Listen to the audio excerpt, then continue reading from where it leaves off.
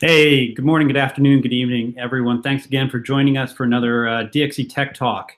Really exciting times right now. I think we're in the midst of a huge amount of change in our industry. One of the things that we hear constantly from our clients is this recognition that anytime that you're making changes to your environment or changes to your strategy, right, it imparts a certain amount of risk to your operations.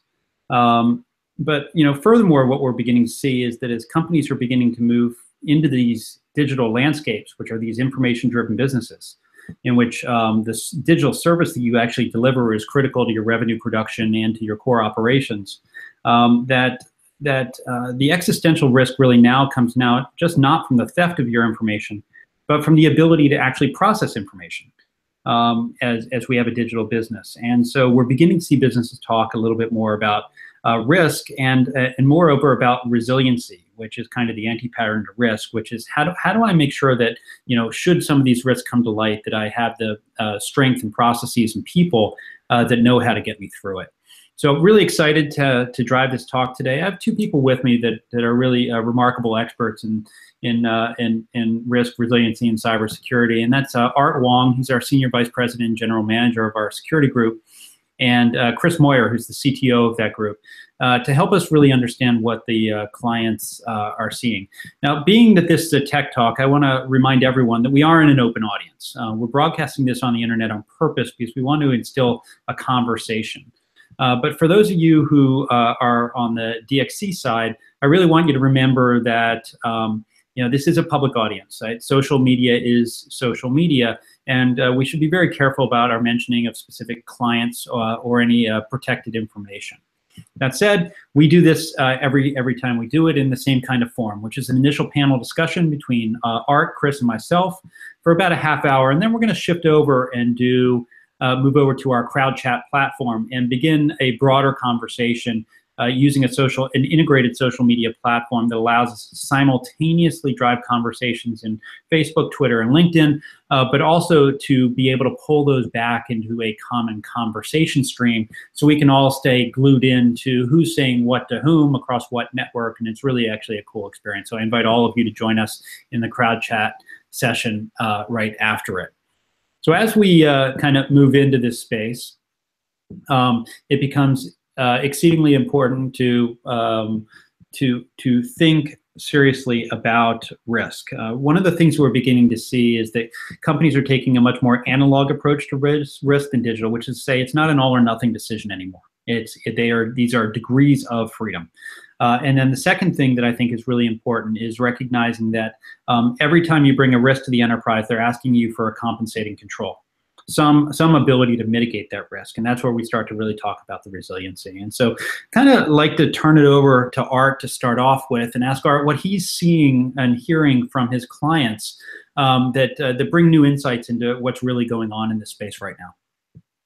Dan, hey Dan, thanks very much. Look, I've been talking to a lot of customers, a lot of CIOs, and a lot of CISOs around the world, and they're suffering some really common challenges, no matter what industry they happen to be in.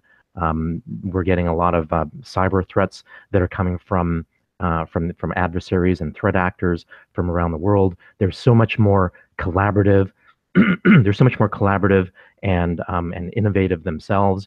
A lot of them are actually nation states and sponsored by nation states. They're facing that as a challenge. We can see it every day in the media in terms of a new breach or a new attack or something that's been compromised. That combined with the regulatory environment and the amount of governance and compliance in all of these industries that companies are facing. CIOs and CISOs, they're just having problems dealing with it all and the complexity. And then on top of that, you have a huge shortage of cybersecurity professionals around the world. The demand for and the skills for these people far outstrip the actual the supply of those people. So these are some really common things that every one of our customers are talking about as being challenges to them. Now, I would say that a lot of companies are, they're really facing the how do we protect our stuff in this environment? What do we need to do? And as Dan was saying, more of it is coming down to risk as opposed to the threats themselves. The threats are always going to continue to change. They're going to be new threats each and every day, each and every week, all the time. But the problem of how do you protect your data? How do you protect your most critical assets in a company, being the users, the applications, their data, and the interactions between them? How to protect those things are going to always be the subject of talk, and how do you protect those, as opposed to how do you protect against a threat. So it's going to be always more of a discussion of risk. How do you compensate for it, and then how do you build resiliency in what you're doing in order to recover from some of these attacks. Right. Do you have any examples? I mean, I think a lot of us have seen the NotPetya event, right? Triggered some things that we're just now seeing in 8K and 10K statements from companies with respect to the cost of mitigating and reinstantiating the business post-threat, where literally, businesses were destroyed, their information was destroyed in reconstitution. Are you beginning to see clients really take a different lens in terms of just focusing on protection versus recovery as well? Well, I think that companies are really focusing on both of those things in terms of protecting, but also how do you recover? Because in today's environment, it's not a matter of if you will suffer a breach; it's a matter of when, and how are you going to recover? How are you going to recover from that? Yeah. And the answer to the how do you recover from that lies actually in work that's got to be done earlier on in building that resilient infrastructure and resilient systems, so that you can recover from these events when we know that they're actually going to happen at some point in the future. Yeah. When you take a look at things like Petya and WannaCry and ransomware that have happened recently, there have been clients of ours and companies around the world where they've suffered almost virtually no damages, to companies that have had significant damage where their businesses were basically offline. Companies that we've seen companies where 98% of their entire Windows environment was down. Yeah. 40,000, 50,000 workstations, 8,000 servers, they were down. Yeah. And what I think what we've seen is that the companies that have been more prepared for these attacks and have built some type of resiliency have a better chance of one, protecting against these threats that come, and then two, have a better chance of recovering from these things when they do cause damage. Yeah. Do you think we get to the point in which we begin to practice the reconstitution of our business as opposed to just the response to the threat? I think absolutely that's the case. You have better preparation for natural disasters like floods and hurricanes and fire, to be able to you have backup, you have recovery, you have immediate failover, you have the ability to bring whole systems back up when you have and whole businesses back up when you have these natural disasters. But very few companies have the ability to be able to do that with their IT infrastructure and their systems.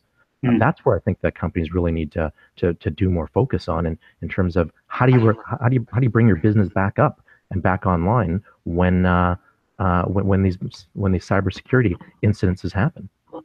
Yeah, I mean, there are resiliency strategies, and I'm sorry, Chris, go ahead, please.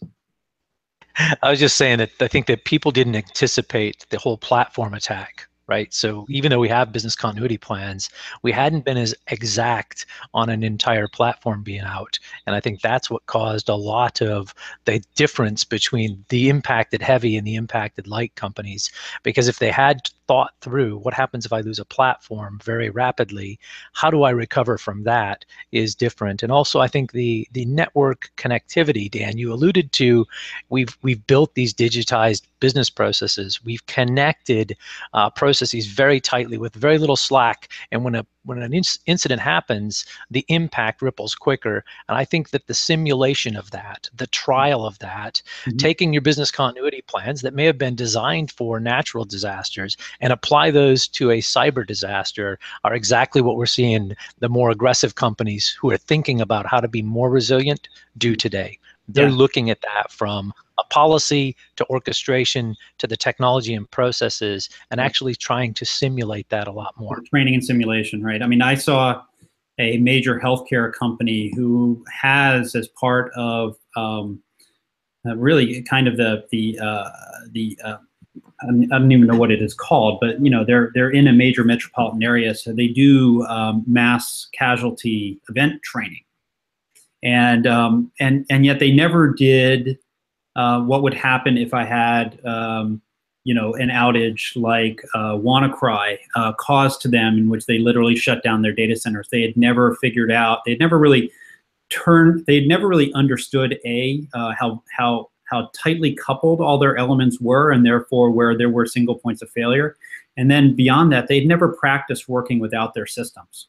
And with the voice over IP telephony, right, the loss of the network could very well sacrifice, your ability to communicate. And they'd forgotten. And a couple entrepreneurial nurses actually broke out sticky notes and began to, actually send messengers around with sticky notes to deliver things. It was absolutely incredible. But they've now built that into their resiliency plan, right? Is that kind of a training of a systemless training model in which they're now beginning to simulate different elements of their IT environment failing on their behalf, because lives are at risk. So that was interesting for me as well. I think that that's exactly what we've seen, and some of the lessons that we've learned from ransomware attacks recently, from WannaCry and Petya. I was just with a director of security from one of the companies that was dramatically affected from WannaCry, and basically he told me that because they had such a reliance on their communications infrastructure, and that goes to telephony as well, but telephony, email, that when those systems were taken down, they couldn't even communicate on how to bring the systems back up. Even if they had a plan, they had difficulties in being able to communicate with amongst their own organization, not even including anyone external, to be able to do anything. They were using WhatsApp as their communication mechanism in the company for a period of 2 weeks. They were doing everything with pen and paper because their logistics systems, their email systems, everything was down. Fortunately, their telephony systems had a backup, basically, their cell phones, but everything was down in their entire organization. They were put back to the Stone Age in a matter of minutes, and took them weeks in order to even recover just the basics.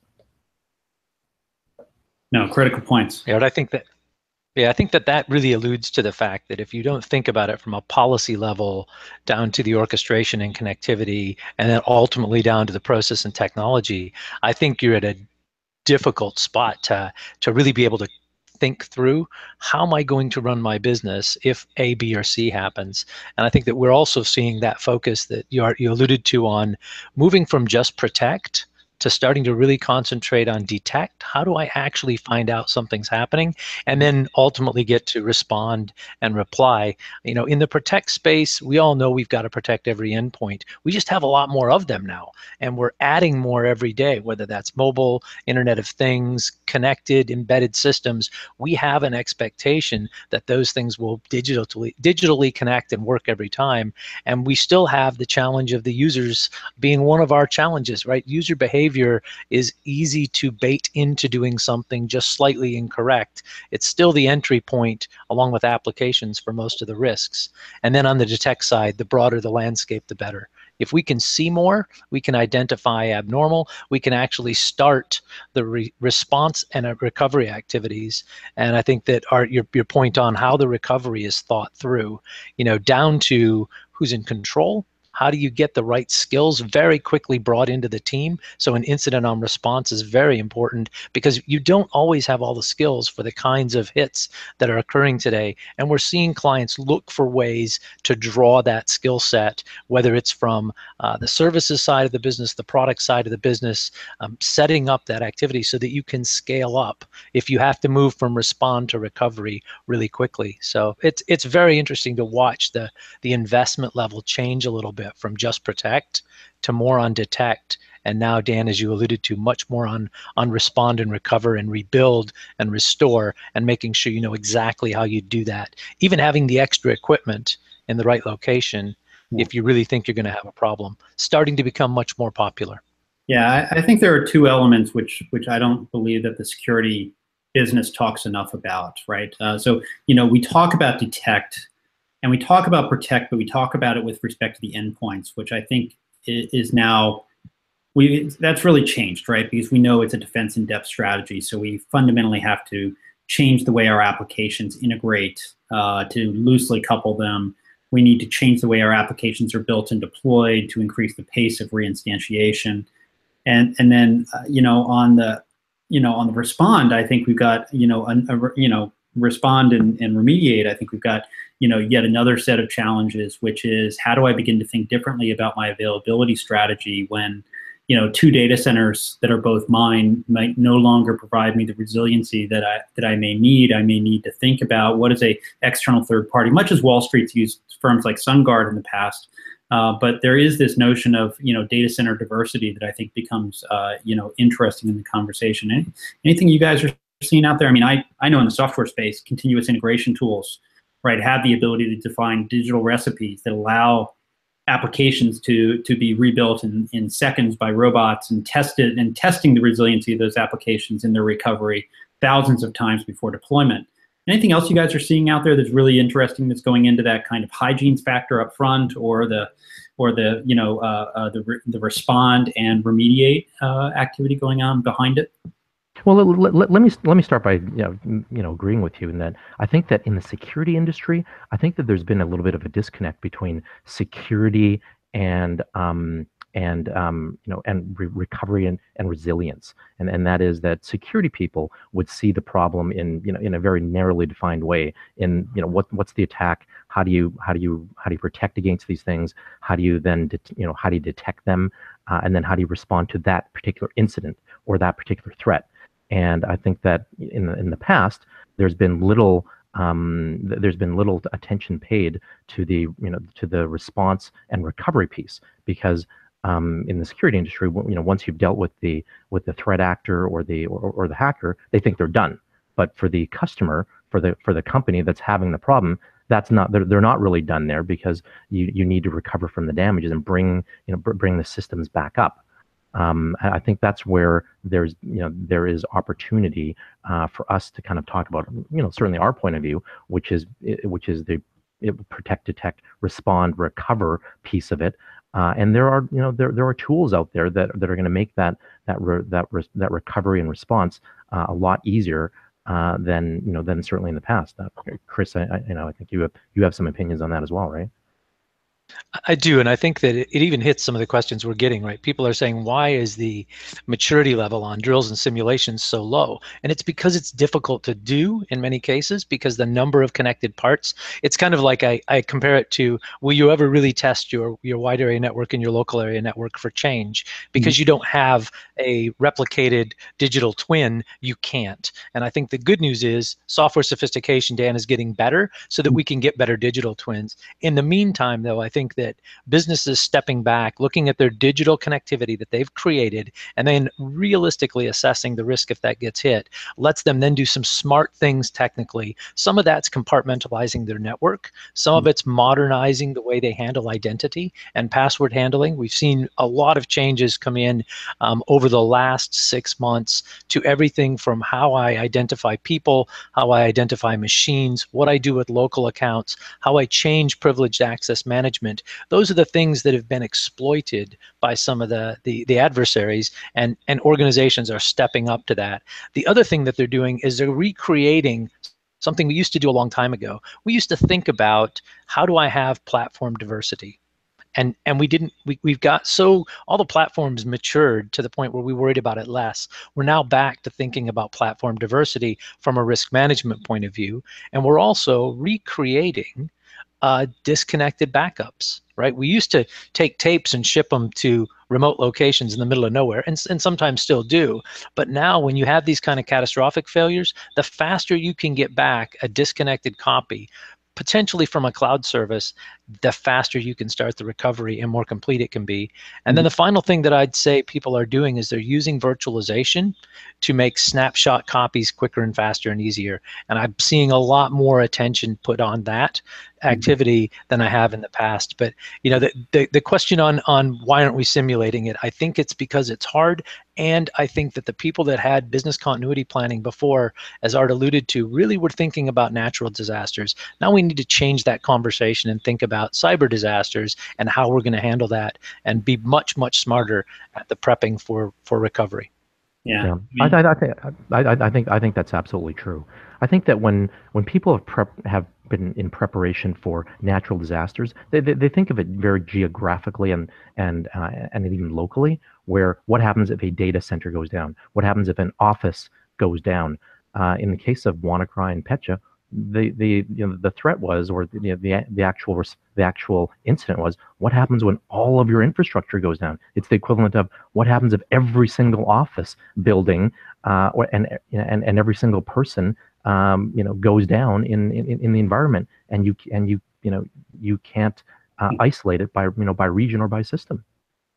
Yeah, no, really critical. And then there's the other piece of this, which is, most of these systems have actually grown together, piecemeal, and nobody's really necessarily rethought what's the startup order in an enterprise, right? And it's as silly as it sounds. You kind of look at it and say, there are system dependencies, right? Without identity, you can't start up an Oracle database, right?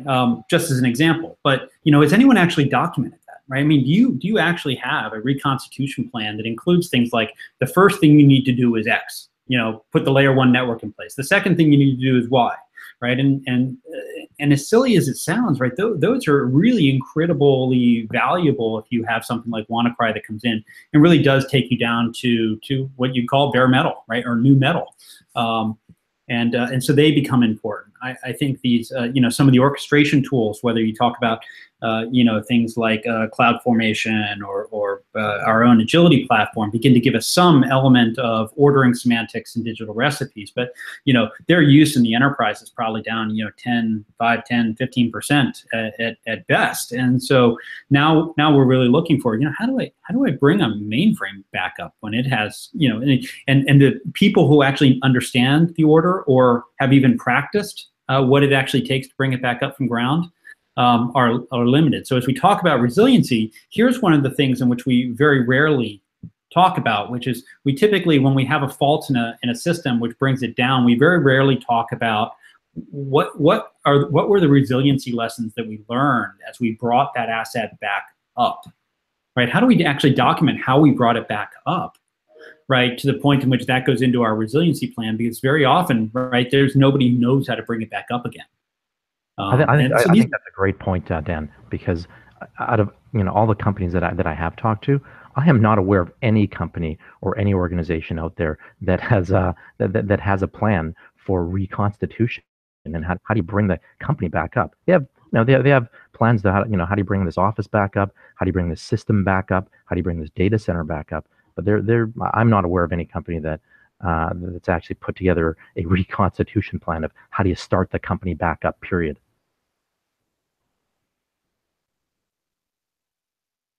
I think the good news is there are some industries that practice and simulate more, and maybe we should learn some from them. So I spend a lot of time with our public sector and some of the defense teams. They're practiced at this, probably more than most, probably because of the business that they're in and the fact that training exercises and simulations are a normal part of their world, both from the employee point of view all the way to the leadership and the systems. And I think that there are some really good ideas that are hanging out in that world that we need to pull forward into our digitally connected world and get that simulation and trialing higher. We also have to balance how we treat our employees, right? Phishing's, we all know it's a really good entry point, but do we actively try and go out and see if our employee base, even our supply chain, is susceptible? Because if they are, that's where you've got to do some training, maybe add some additional technology for protection. But if you don't know, if you just assume, then you could be making investment decisions that aren't optimal. So I think we'll see a lot more of that over the next 12 months.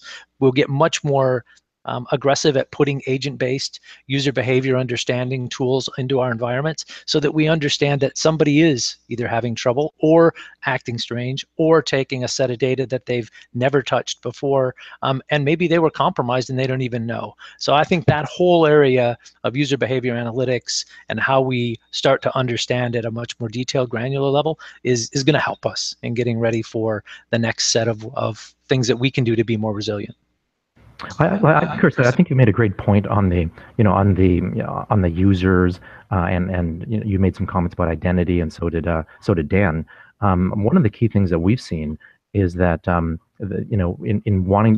having to protect users, apps, data, and the interactions between them, the users are the ones that are least protected usually. The users are the ones that are not very well thought of when it comes to how do you protect them as part of the environment, and how you do that is really their identities. When we take a look at all the attacks that have happened in the last 5 years, that most of them have gone after the user, which happens to be the weakest link in the whole system. They're the ones that are least educated. There's not necessarily any technology per se that completely protects the user. So you've got to be able to protect the identity. And so there's a lot of identity and access management tools that are out there today. Even when we take a look at attacks, 80% of all targeted attacks that we've seen, they've been targeting privileged user access rights. And there are definitely technologies that can be and solutions that can be deployed around identity and access management to really be able to have more segmentation of your users, to be able to protect their identities more, to protect their rights more. I'm talking about their digital access rights. I think that those things are going to be important. Plus a regiment of education in terms of educating users and employees on the dangers of threats that are out there and what to do and what not to do. Because if you take a look at threats like WannaCry and Petya, a lot of times those threats have entered into an environment because an employee has clicked on a phishing attack or some link that they've gotten that they've received in their email box from some type of spam or spear phishing attempt. Well, it's funny, right? Because I'm gonna challenge a little bit. So the question is whether I should put $1 into defend or $1 into an improvement in resilience. So I bring it back to, look, you got to defend your information, and if the threat is at your information, you got to protect it. But as you begin to think about systems and things like that, instead of the information, the reconstitution problem, if I knew that I had a very, very low cost of reconstitution of a system, where it literally cost me almost nothing to spin up a new instance of that system to allow me to eliminate the threat or leave someone hacking on a target that was no longer relevant, then things begin to change and my resilience comes up. So I continue to focus back. I think defense is always an important topic. People are a weak link. Information is accessed by and egress through people.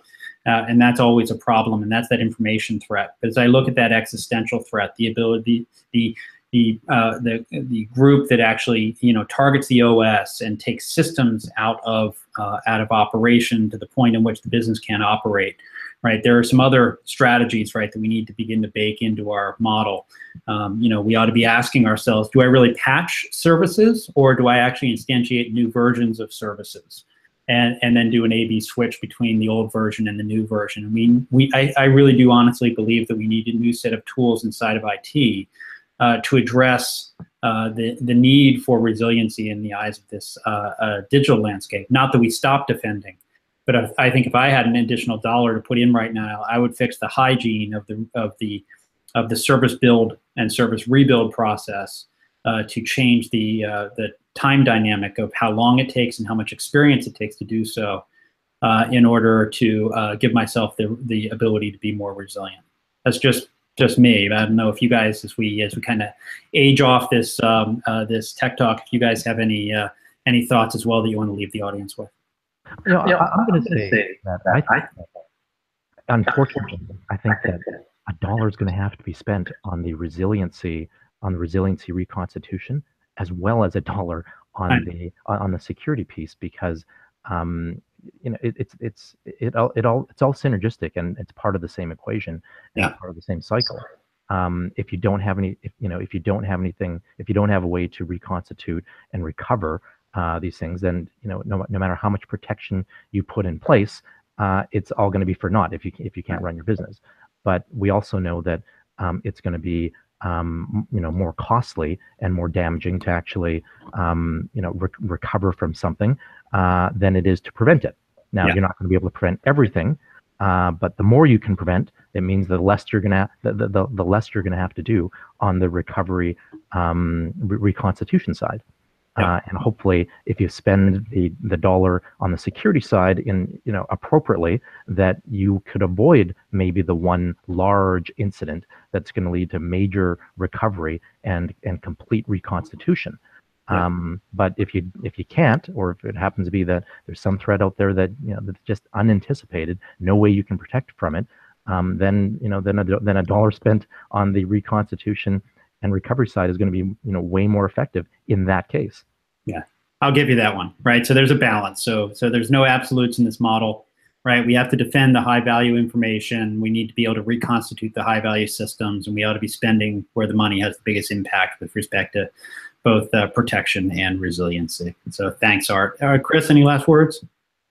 I think the conversation going to the board about digitization, changing the risk profile, and whether that investment is the $2 you two were debating over, or whether it's, the business just got this much more valuable and it's worth us spending the money to protect it and be able to recover it.